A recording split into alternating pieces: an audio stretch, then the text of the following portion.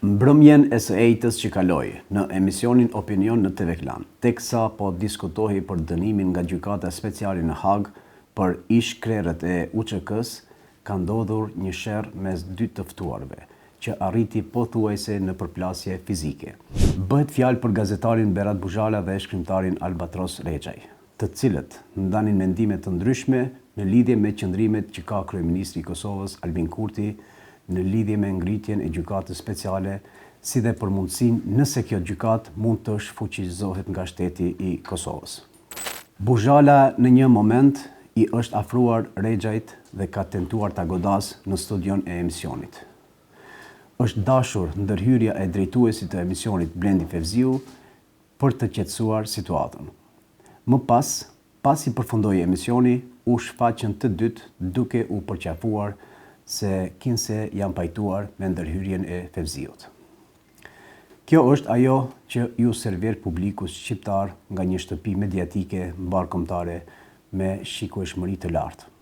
Emisioni Opinion, prodhim i TV Klanit, gjatë historikët të vet ka qenë një dritare ku janë ndeshur të vërtetat e shumë debateve politike, kulturore, sociale nga më të ndryshmet dhe akoma edhe sot gëzon një shikueshmëri të lartë. Mirë po, kohët e fundit, sikur ju kanë zbehur ngjyrat me përzgjedhjen jo adekuate të panelistëve, kinse po jepet e drejta gjithë secilit, e drejta për të folur e për të shprehur bindjet e veta.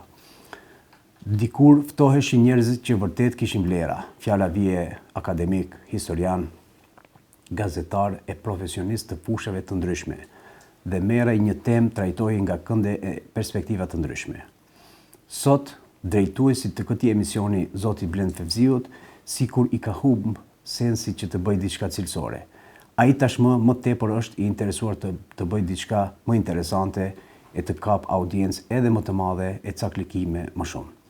Kjo qasje realisht dëshmon se ka rënë niveli i këtij emisioni, duke pasur parasysh historikun se çfarë ishte dikur e pse përfundoi në një stre rrugaçësh që s'din se çfarë nënkupton një debat i mirëfillt, intelektual, një debat ku mund të shpreh mendimin tënd me elegancë e pa frikë, e ti shpërfaqesh argumentet e tua që ta elaborosh një temë të caktuar debative. Niveli kaq i dobët dhe i ulët që po ekspozohet sot në këtë shtëpi mediatike dhe jo vetëm, vërtet është gënjyese për publikun shqiptar, që bëjnë lojra të niveleve të tilla për interesa po aq të ulta, duke ftuar mysafir që s'kan etikën minimale debative, duke i njohur shumë mirë. Madje pa turp moderatori në fjalë thekson se jemi miq tash e sa dekada. Nivele të tilla hasim edhe në televizionit e Kosovës, kur panelistë të shumt që edhe pse njihen publikisht që në vazhdimsi përdorin gjuhë, rrugaçërie, madje edhe dhunë e sulme fizike, ata prapse prap ftohen vazhdimisht në emisione për të na ndritur neve publikun. Secili panelist është i lirë të shprehë lirshëm mendimin dhe opinionin e vet. Mirë po, duhet të ketë përgjegjësi për fjalën e thënë, sepse supozohet të vlerësohet dhe peshohet për atë që e thot. Shtrohet pyetja: ku është kontrolli institucional i mediave vizive? Ku janë këto organizma shtetëror dhe vetrregullues, të cilët kanë rol mbikëqyrës, rregullator dhe etik, jo cenzurues, që nuk i dëgjohet asnjë reagim dhe asnjë ndërhyrje? Pse nuk kemi asnjë përndjekje penale ligjore për dhunuesit që na imponohen në ekranet tona çdo ditë? Ku është autoriteti i mediave audiovizive në Shqipëri? Ku janë gjykatat që supozohet të ndërhyjnë kur ka shpifje, cenim, privatësie apo shkelje ligjore? Ku është komisioni i pavarur për media në Kosovë, që supozohet të rregullon dhe monitoron mediat audiovizive? Një tjetër problem shqetësues është normalizimi i dhunës në media. Sot, media edukon masat, deshëm ne ose jo.